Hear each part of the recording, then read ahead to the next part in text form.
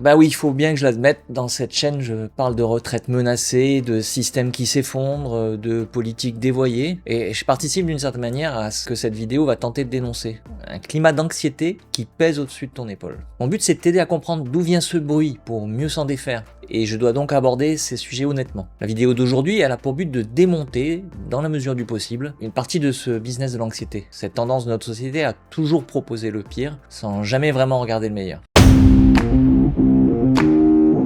Donc, commençons par deux principes de base. Premier principe, basique. Simple. Personne ne fait rien pour rien. Le temps, les idées, l'énergie. L'économie, c'est l'échange de ses ressources de base. Et elle cherche toujours à maximiser le profit. Deuxièmement, notre cerveau conserve des schémas ancestraux dont la sélection automatique des éléments essentiels à analyser. C'est un super calculateur, mais il y a une masse énorme d'informations, des images, des sons, des sensations, des concepts. C'est très supérieur en fait à sa capacité de calcul. Donc il va favoriser toujours les informations ayant trait au risque et au danger, garant de sa survie. Il va pas s'attarder aux choses normales, habituelles, voire heureuses, sauf si une fois de plus elles ont trait à la survie. En gros, quand tu sors de ta grotte, tu dois te concentrer sur tous les bruits, les odeurs, les indices d'un danger potentiel. Et en fait, il n'y a pas vraiment de place pour admirer la beauté du lever du soleil ou du paysage. En combinant simplement ces deux principes, une économie qui doit proposer le plus accrocheur et un cerveau qui va prioriser les signes de danger, tu obtiens un business de la peur, de l'insatisfaction. Alors, utiliser la peur pour atteindre son objectif, ça existe depuis toujours. Les marchands, les politiques, les prédicateurs religieux, les déclinistes, ils exploitent tous le même mécanisme depuis que la communication existe. Les médias, eux, ils ont simplement industrialisé ces concepts. Les médias traditionnels doivent maintenir l'attention du consommateur afin qu'il produise des revenus, souvent publicitaires, en proposant du contenu qui le maintienne dans l'insatisfaction, l'anxiété et la colère. Il y a plus de 20 ans, Canal+ a tenté une émission qui s'appelait le Journal des bonnes nouvelles, et elle se proposait de présenter que des informations positives. Mais résultat, le truc s'est écroulé. Pas parce que c'était une mauvaise émission, mais parce que ça n'intéressait pas assez de monde, pas assez rémunérateur. Donc les chaînes d'infos, elles ont ainsi bâti un empire sur ce qui fonctionne, le pire, le triste, l'affligeant. La neige, chaque année, devient un événement national, catastrophique. Un fait divers local tourne en boucle pendant 3 jours. Mo Gawdat, ancien directeur de Google X, et Tristan Harris, ancien ingénieur chez Google, sont devenus des lanceurs d'alerte. Ils expliquent que les plateformes ont recruté des psychologues et se sont inspirés d'études sur l'ingénierie comportementale pour optimiser l'accroche émotionnelle. Scroll infini, notifications anxiogènes, récompenses variables comme une machine à sous. Cette ingénierie comportementale est complexe. Par exemple, tu pourrais te dire, ouais bah easy, en gros il me donne ce que je veux et je m'arrête quand je veux. En fait, si tu regardes bien, ton fil est rempli de contenu qui t'intéresse pas vraiment. C'est en fait un calcul. Aller chasser le mammouth, c'est dangereux et épuisant, mais c'est nécessaire à la survie. Alors le cerveau fournit un shoot de dopamine qui permet d'anticiper le plaisir de manger et pousse à agir. En fait, on est shooté à l'idée d'obtenir le plaisir. Lorsqu'il est là, il n'est pas nécessairement si agréable. Si tu reçois ton morceau de mammouth tous les jours sans rien faire, plus besoin de chasser, plus besoin de bouger, plus de shoot de dopamine, plus de motivation. Et les réseaux sociaux, ils ont compris ça à la perfection. Ils ne te donnent jamais le mammouth tout cuit. Ils le noient dans une masse de contenu qui ne t'intéresse pas pour t'obliger à chasser, à scroller, à chercher. Si chaque post te plaisait,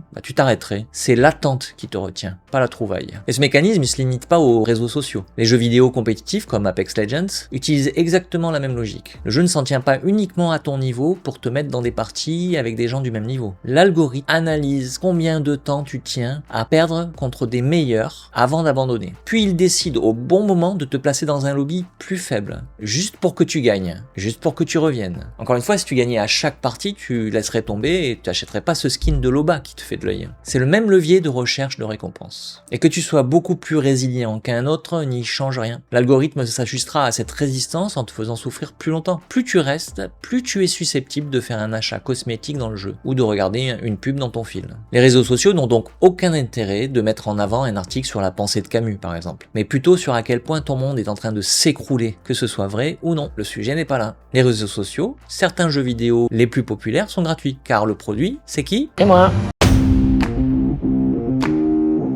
Ce marché de l'anxiété, on le voit aussi très clairement dans l'éco-anxiété. Moi, je t'arrête tout de suite, il ne s'agit pas de discuter là de la réalité de ces questions, mais de comprendre les biais et les mécanismes. Pose-toi une question simple. Si un chercheur publie une étude montrant que sur tel point précis, les choses s'améliorent en termes de climat, son étude sera-t-elle plus ou moins financée, plus ou moins reliée que l'étude qui viserait à confirmer des inquiétudes? Les grandes ONG, environnementales comme dans d'autres domaines, mais aussi une partie de la recherche elle-même, dépendent de financement, des dons privés mais aussi des subventions publiques, des programmes d'État, fonds européens. Les responsables de ces organisations ne sont pas naïfs. Ils savent très bien qu'une bonne nouvelle fait moins recettes, lève moins de fonds qu'une catastrophe annoncée. Leur existence, leur survie, s'appuie sur une forme de surenchère, au moins un maintien du problème. Ça ne signifie pas que les difficultés n'existent pas, mais prenons un exemple. Tu es embauché à 10 000 € par mois pour résoudre un problème. Le contrat stipule que tu as tout le temps nécessaire, mais que lorsque le problème sera résolu, le contrat s'arrête. Qu'est-ce que tu fais? À cela s'ajoutent les programmes politiques qui s'appuient sur la peur et la culpabilité individuelle et collective. Des cabinets de conseil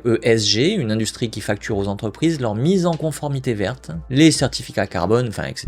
En somme, toute une économie dont la prospérité dépend du maintien du problème. L'économie de l'angoisse et de la culpabilité entraîne le signalement de vertu. Je trie, je boycotte, j'affiche mes convictions, je colle mes mains sur le bitume ou je vandalise des œuvres d'art. Alors, ça change rien au fond du problème, mais ça soulage et nous fait dire qu'on est du bon côté. Mais aussi ça valide le discours de la peur. Pendant ce temps, le marché, lui, vend la solution à chaque étape. Le produit vert, le label éthique, le don financier, l'abonnement à la bonne cause. Dans une vidéo, on discutera plus spécifiquement de ces problèmes. Ici, j'essaye juste de te dire que la culpabilité, c'est un business.